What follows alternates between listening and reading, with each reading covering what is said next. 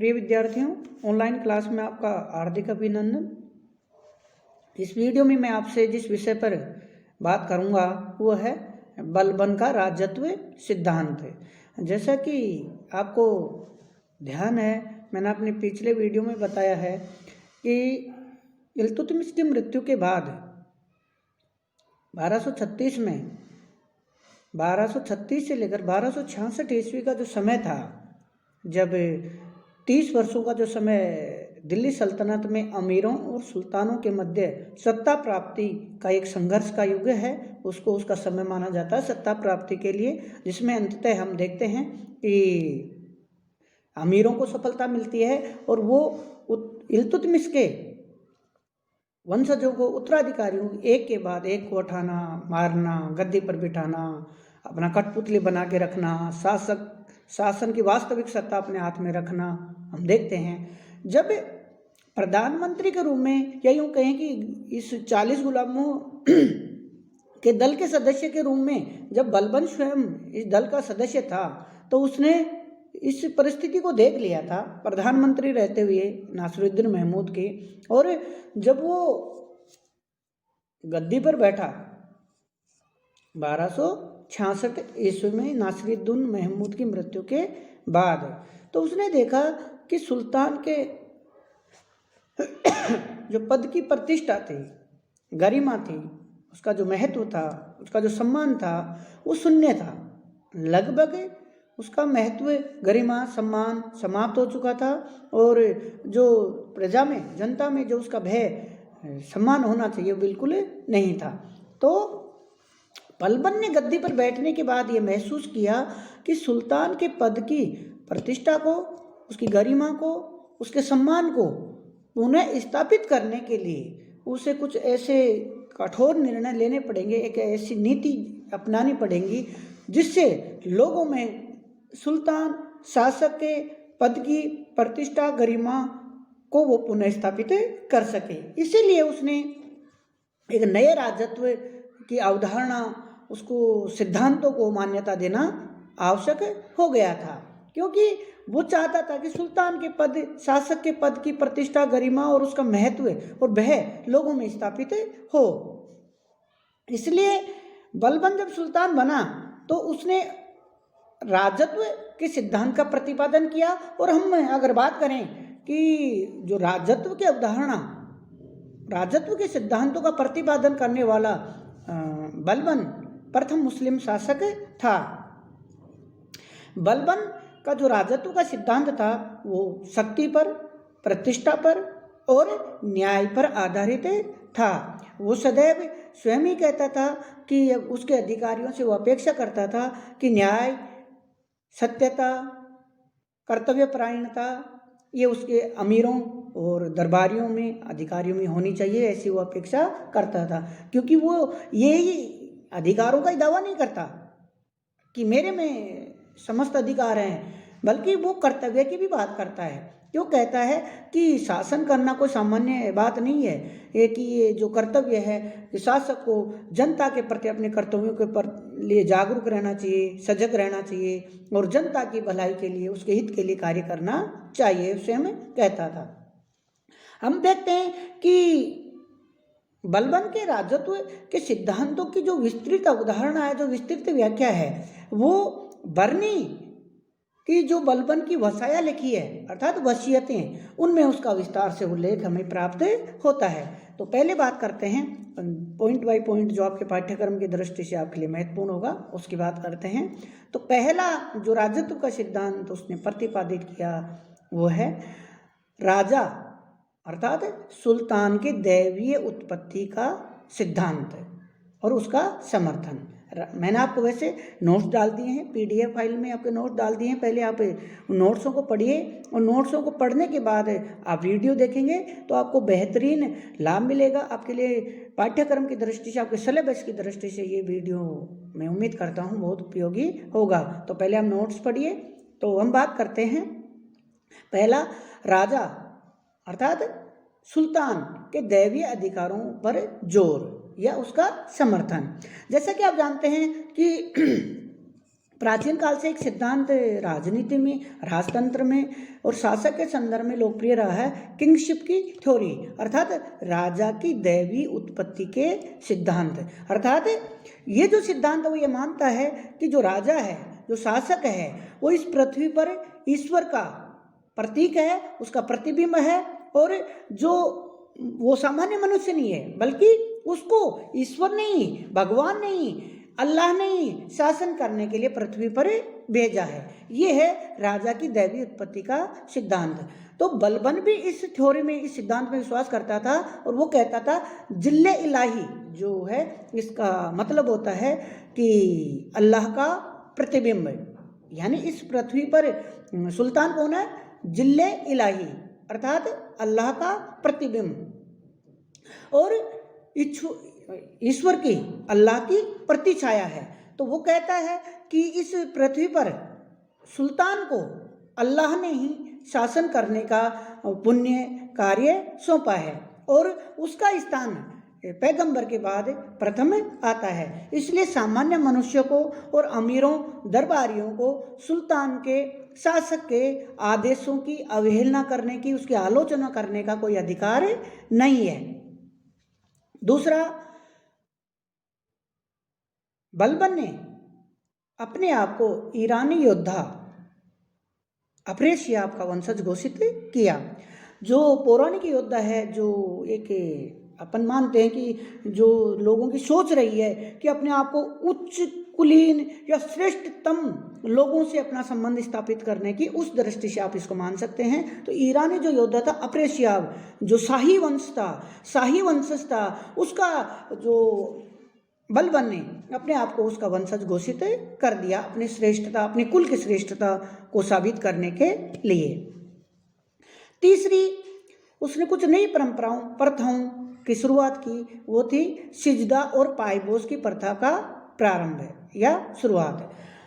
बलबन ने अपने दरबार में 2 प्रकार की नई परंपराएं शुरू की, सिजदा और पायबोस, जिसमें हम ये मान सकते हैं कि सिजदा वो है कि जब उस बलबन से, यानी सुल्तान से, दरबार में कोई भी मेहमान आगंतुक जो उससे मिलना चाहता था, वो साष्टांग दंडवत लेट जाता था, साष्टांग प्रणाम करता था। हम पायबोस को वो मान सकते हैं कि जो घुटने के बल बैठ जाता था, वो सुल्तान के पैरों को चूमता था, या फिर अपन जैसे आप देखते हैं सिर उनमें, तो वो सुल्तान के हाथ को लेकर अपनी आंखों पर, अपने सिर पर लगा देता, उनको चूमता है। तो ये जो अभिवादन की, सम्मान की जो 2 प्रथाएं थी, वो बलबन ने सुल्तान के दरबार में, यानी सल्तनतकालीन दरबार में इनको लागू किया।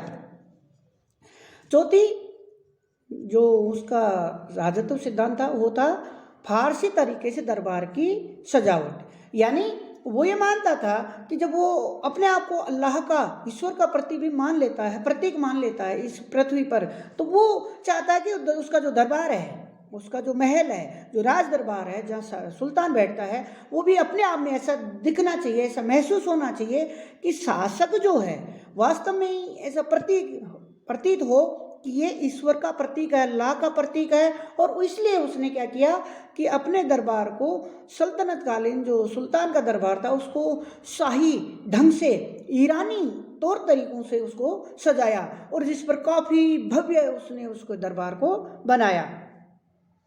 बलबन का स्वयं का भी मानना था कि फारसी परंपराओं का पालन करके ही जो बलबन है वो किंगशिप की थ्योरी, अर्थात राजा की दैवी उत्पत्ति के सिद्धांतों को प्रतिष्ठापित कर सकता है, अन्यथा नहीं। इसलिए उसने इसका सावधानी से पालन किया और ईरानी तौर तरीके, फारसी तौर तरीकों से अपने दरबार को भव्य रूप दिया। और जो बलबन था उसने बहुत से जो फारसी आचरण के नियम थे, या यूँ कहें शिष्टाचार के नियम थे, उनको अपने व्यक्तिगत जीवन में भी लागू किया और अपने दरबार में भी उनको लागू किया। 5वां जो राजत्व सिद्धांत है वह है दरबार में कठोर अनुशासन। यानी बलबन ने अपने दरबार को में जो अनुशासन था उसको बहुत उच्चतम शिखर पर ले गया, यानी कठोरता से उस अपने दरबार का जो अनुशासन है उसको स्थापित किया। वो ना तो स्वयं हंसता था, ना ही हल्की भाषा पसंद करता था, ना ही अपने दरबारियों को हल्की या ढीली या जो अस्वीकार्य भाषा का इस्तेमाल करने की अनुमति नहीं देता था। वो ना तो स्वयं दरबार में हंसता था, ना कोई संवेदनाएं प्रकट करता था, इमोशन प्रकट नहीं करता था, और न शराब पीकर आता था दरबार में, न शराब में पीकर आने वालों पर कठोर प्रतिबंध लगा दिया, और वो आम व्यक्तियों से भी बात नहीं करता था। जो उसका वजीर था वही उससे बात कर सकता था। इस प्रकार बलबन ने अपने दरबार में कठोर अनुशासन स्थापित किया और धीर गंभीर वातावरण बनाए रखा। छठा जो पॉइंट है जो राजत्व सिद्धांत का वो है हमेशा आरक्षित होना। आरक्षित यानी रिजर्व नेचर का अपने आप को साबित किया अपने व्यक्तिगत जीवन में। बलबन ने अपने व्यक्तिगत जीवन, निजी जीवन को इस तरह स्थापित किया, इस तरह व्यवस्थित किया, इस तरह लोगों में पेश किया कि वो ना तो दरबार में धीर गंभीर बना रहता था, हल्की भाषा बोलता नहीं था, हम आम आदमियों से बोलता नहीं था।